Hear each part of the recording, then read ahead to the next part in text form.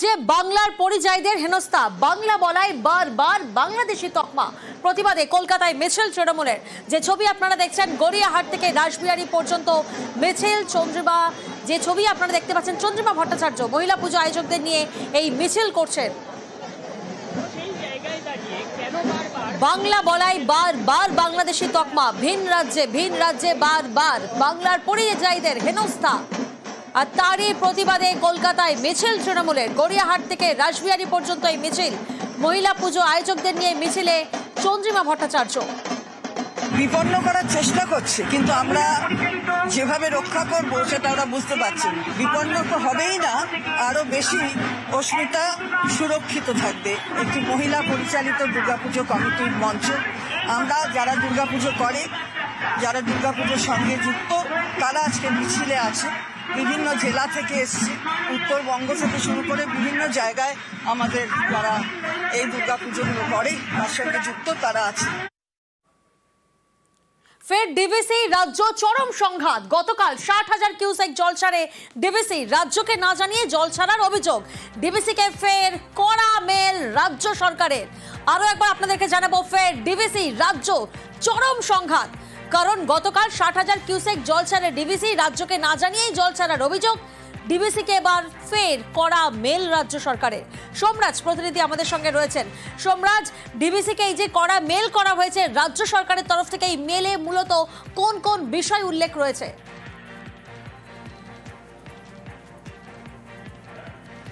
দেখো, প্রথমত ডিভিসিকে যে কড়া ইমেল করা হয়েছে সেখানে বলা হয়েছে এটা দুর্ভাগ্যজনক, বারবার ডিভিসিকে অনুরোধ জানিয়েও ডিভিসি সেই অনুরোধে সাড়া দিচ্ছেন না। দ্বিতীয়ত বলা হয়েছে যে অতীত অভিজ্ঞতায় দেখেছে ডিভিসি যে রাজ্যকে না জানিয়ে জল ছেড়ে দেওয়ার অভিযোগ, এবং সেই কারণে কিন্তু রাজ্য ডিভিসি থেকে তার প্রতিনিধি তুলে নিয়েছিল। এই অতীত অভিজ্ঞতাকে ফের স্মরণ করে দিয়েছে রাজ্য সরকার ডিভিসিকে ইমেল করে, এবং সেখানে বলা হয়েছে গতকাল প্রায় 60,000 কিউসেক জল ছাড়া হয়েছে মাইথন এবং পাঞ্চের জলাধার থেকে, যা রাজ্যকে জানানো হয়নি। রাজ্যের সঙ্গে আলোচনা না করেই জল ছেড়ে দেওয়া হয়েছে। আর তা নিয়ে রাজ্যের তরফে যে ইমেল ডিভিসিকে করা হয়েছে সেখানে কড়া বার্তা দেওয়া হয়েছে। বলা হয়েছে যে রাজ্য বারবার বলছে যে তাদের সাথে আলোচনা করে জল ছাড়তে, সেখানে কেন আলোচনা না করে জল ছেড়ে দেওয়া হলো? পূর্ব মেদিনীপুর, পশ্চিম মেদিনীপুর, দামোদরের নিম্ন অববাহিকা অঞ্চলগুলি নতুন করে প্লাবিত হতে শুরু করেছে গতকাল রাতে, যে প্রায় 60,000 কিউসেক জল ছাড়া হয়েছে। ফলত যেখানে এমনিতেই টানা বৃষ্টিতে জলমগ্ন একাধিক নদী বিপদসীমার কাছাকাছি, সেখানে কেন ফের ডিভিসি এত পরিমাণ জল ছাড়লো? এবং বলা হয়েছে ইমেল করে যে জল ছাড়ার পরিমাণ কমাতে এবং ঊর্ধ্বতন কর্তৃপক্ষের সঙ্গে যাতে তারা কথা বলেন। তার কারণ যেভাবে ডিভিসি জল ছেড়ে যাচ্ছে তাতে ক্ষতি হচ্ছে রাজ্যের, কিন্তু সেই ক্ষতির দায়ভার ডিভিসি নেবে না। যদিও এই ইমেলের প্রেক্ষিতে ডিভিসির তরফে কোনো প্রতিক্রিয়া পাওয়া যায়নি। বেশ, একদিকে আমরা দেখলাম দফায় দফায় ডিভিসির তরফ থেকে জল ছাড়া হচ্ছে, আর অন্যদিকে টানা বর্ষায় ক্ষতির মুখে মৃৎশিল্পীরা। চুঁচুড়া ধরমপুরে মৃৎশিল্পীরা চিন্তায়, কারণ স্যাঁতস্যাঁতে আবহাওয়া, যার জেরে মাটি কিন্তু শুকোচ্ছে না। আর এর ফলে কি হচ্ছে? প্রতিমা তৈরির খরচ বাড়ছে, কারণ গ্যাস গান দিয়ে মাটি শুকোতে হচ্ছে। দুর্গাপুজোর আগে তাই চিন্তায় মৃৎশিল্পীরা। বৃষ্টি হচ্ছে, শুকাচ্ছে না ঠাকুর, কাজ লেট হচ্ছে করতে। ঠাকুর শুকাচ্ছি গ্যাস জেলে, তারপরে কাঠ কয়লা, আরো অনেক কিছু আছে, সেইগুলো দিয়ে ঠাকুর শুকানো হচ্ছে। ঠাকুর না শুকোলে তো রং করা যাবে না, কোনো কাজই এগোবে না, খরচা অবশ্যই বাড়ছে। বৃষ্টিতে ড্যাম হয়ে যায় না, কাঁচা ঠাকুর ড্যাম হয়ে গেলেই নেমে যাবে, সব হাত নিচে নেমে যাবে, খারাপ হয়ে যাবে। টাইম প্রচুর লেগে যাচ্ছে এই বৃষ্টির জন্য, শুকাতে গিয়ে লেবারটা বেশি চলে যাচ্ছে। যে পরিমাণ খরচা সেভাবে তোলা যাবে না বছরে, খুবই খারাপ হাল। একদিকে আমরা দেখলাম মৃৎশিল্পীরা, তাদের মাথায় হাত, অন্যদিকে পুজো কমিটিগুলি তাদেরও মাথায় হাত, কারণ টানা বৃষ্টি, আর টানা বৃষ্টির জেরে দেখুন এভাবেই ডুবেছে মণ্ডপ তৈরির কাঠামো। জলমগ্ন ঘাটালের ছবি আপনারা দেখছেন। জলমগ্ন ঘাটালে দুশ্চিন্তায় পুজো কমিটিগুলি। ঘাটাল পুরসভার 12টি ওয়ার্ড কার্যত প্লাবিত, 14 থেকে 15টি পুজো কমিটি তাই দুশ্চিন্তায়। জল কমলে হবে, নাহলে আর হবে না। এই পুজোর সময় এই ঝামেলাটা হয়েছে। হ্যাঁ, পুজোর সময় বারবারই তো হয়। কতবার এই নিয়ে বন্যা হলো? এই নিয়ে এটা 7 বার হলো। প্রবল বর্ষণের ফলে আবার পুনরায় কিন্তু আমরা ঘাটালের 12টা ওয়ার্ড আবার কিন্তু জলমগ্ন হয়েছে। একটা বিগ বাজেটের পুজো এবছর আমরা চেষ্টা করেছিলাম করার জন্য, মানুষের কাছে খুঁটি পুজোও করে নিয়েছিলাম, কিন্তু এমন একটা পরিস্থিতি কোনো মতে মণ্ডপ যে বাঁধবো জলেতে, সেই বাঁধার পরিস্থিতিটাই তৈরি হচ্ছে না, যে জলটা শুকোলে তবে যে মণ্ডপ বাঁধার কাজ শুরু হবে, সেই কাজটাই আমরা এখনো পর্যন্ত কোনো কিছু করতে পারছি না। এত বড় মণ্ডপের জন্য অলরেডি সব বাজেটে মানে সবাইকে অলরেডি অ্যাডভান্স দেওয়া হয়ে গেছে, লাইট থেকে প্যান্ডেল থেকে প্রতিমা থেকে প্রত্যেককে অ্যাডভান্স দেওয়া হয়ে গেছে। আমরা রয়েছি ঘাটাল পৌরসভার 6 নম্বর ওয়ার্ড চাউলি সার্বজনীন দুর্গোৎসব মণ্ডপে। দেখতেই পাচ্ছেন এই যে বাঁশ দিয়ে কাঠামো তৈরি করা হয়েছে, অর্থাৎ মণ্ডপ তৈরির কাজ শুরু হয়েছিল, কিন্তু থমকে গিয়েছে কাজ, কারণ বন্যার জল প্লাবিত হয়েছে মণ্ডপ। এখন এই জায়গাতেই আমরা যেখানে দাঁড়িয়ে রয়েছি প্রায় 1 জ্যাং থেকে 1 কোমর জল, আর জল এখনো কিন্তু বাড়ছে। কবে এই জল কমবে, কবেই মণ্ডপ সজ্জার কাজ সম্পূর্ণ করা হবে, সেই নিয়েই কিন্তু দুশ্চিন্তায় পড়েছে পুজো কমিটিগুলি। শুধু ঘাটালের এই চাউলি নয়, ঘাটাল পৌর এলাকার বেশ কয়েকটি পুজো মণ্ডপই কিন্তু জলে ডুবে যাওয়ার জন্য সমস্যায় পড়েছেন, তার সাথে দুশ্চিন্তায় পড়েছেন পুজো কমিটিগুলি। সুকান্ত চক্রবর্তী, নিউজ 18 বাংলা, ঘাটাল। জলমগ্ন ঘাটালের ছবিটা আপনারা দেখলেন, আর এবার আপনাদের দেখায় মুর্শিদাবাদের আখেরিগঞ্জ। দেখুন মুর্শিদাবাদের আখেরিগঞ্জে সেখানে তলিয়ে গেল বিএসএফ এর আউটপোস্ট। পদ্মার জলস্তর বাড়ায় ভাঙন, বিপত্তির সীমান্তবর্তী আখেরিগঞ্জে। আর দেখুন নদীতে কিভাবে তলিয়ে গেল বিএসএফ এর আখেরিগঞ্জ আউটপোস্ট। পদ্মার জলস্তর বাড়ায় সীমান্তবর্তী বিস্তীর্ণ এলাকায় ভাঙন। শামশেরগঞ্জ লালগোলার পর এবার আখেরিগঞ্জে ভাঙন।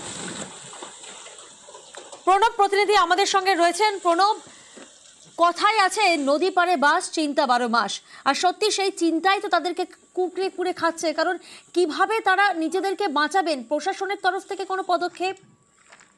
না দেখো, এর মধ্যেই বিএসএফ এর যে আউটপোস্ট, বিশেষ করে তোমার আগ্রিগঞ্জ এলাকাতে বেশ কিছু বছর ধরেই তোমার ভাঙন ক্রমাগত হয়ে থাকে, এবং এখানে যে পদ্মার যে জলস্ফীতি বাড়ার সঙ্গে সঙ্গে আজকে যে সীমান্ত এলাকার যে আউটপোস্টটা ছিল বিএসএফ এর, সেটা তলিয়ে যায়। যদিও বিএসএফ এর পক্ষ থেকে দাবি করা হচ্ছে যে কিছুটা দূরে নজরদারি দেওয়ার জন্য আবার দ্বিতীয় একটি আউটপোস্ট তৈরি করা হবে এবং সেখান থেকে সীমান্তের নজরদারি চালানো হবে। কিন্তু যেহেতু এই আউটপোস্টটা তোমার দীর্ঘদিন ধরেই ছিল এবং সীমান্ত নজরদারির জন্য বিশেষভাবে হঠাৎ করে আজকে রাত্রি ভোরবেলা থেকে তোমার ওই এলাকাতে ভাঙন শুরু হয়, তারপরে সকালবেলাতে কিন্তু যে আউটপোস্টটা ছিল সেটা কিন্তু তলিয়ে যায় পদ্মা গর্ভে। একেবারেই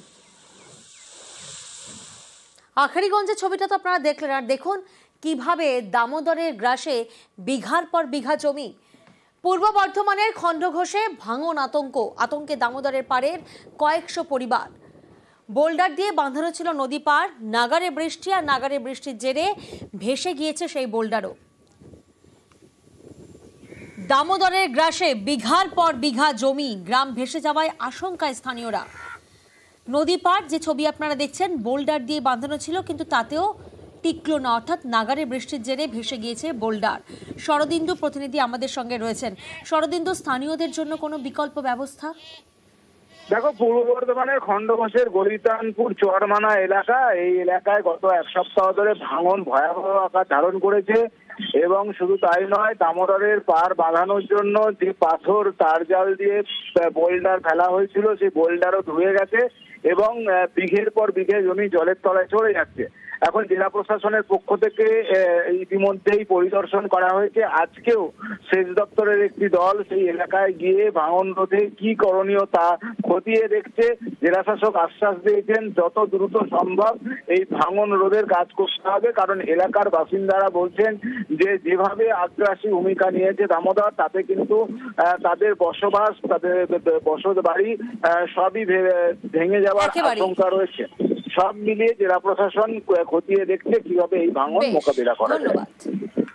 প্রত্যেক বছর যখন বর্ষা আসে তখন এই নদীর পাড় প্রচণ্ড আকারে ভাঙে। ওখানটায় আমাদের বালির বাঁধ দিয়ে কিছুটা হলেও চেষ্টা করা হয়েছে, কিন্তু সেটা ক্ষণস্থায়ী থাকছে না। বিডিও সাহেব এসেছিলেন, উনিও এসে এটা দেখেছেন। আগে একটা রেসবার টাইপের দেওয়া ছিল, সেখানে কিছুটা শালবল্লি বা পাথর দেওয়া ছিল, কিন্তু অনেক দিনের পুরনো হয়ে যাওয়ার কারণে সেটা আস্তে আস্তে নষ্ট হয়ে গেছে এবং সেটা এখন নদীগর্ভে চলে গেছে। নদী যা ভাঙন শুরু হয়েছে, আর ভাঙতে ভাঙতে মনে হয় থাকবে বলে মনে হয় না। আমাদের নিজেদের বাসস্থানে থাকবার জায়গা থাকবে না। অনেক জমি চলে গেছে আমাদের, 1.5-2 বিঘে তুমি সামনে যা ছিল, তারও আগে অনেক সম্পত্তি ছিল, সবই চলে গেছে। আতঙ্কে নদীর গর্ভে কখন চলে যাবো কখনো ঠিক ঠিকানা নেই, কোথায় যাবো ছেলে মেয়ে নিয়ে সব। আমরা চাইছি নদীটা বেঁধে দিলে আমরা চাইলে ঘর বাড়ি নিয়ে থাকতে পারবো, না হলে থাকার জায়গা নেই আমাদের। অনেক জায়গাতে ইতিমধ্যেই ইরিগেশন দপ্তর থেকে ব্যাঙ্ক প্রোটেকশন কাজগুলো হয়েছে, কিন্তু অতিবৃষ্টির জন্য, টানা বৃষ্টির জন্য অনেক জায়গাতে ভাঙন হচ্ছে।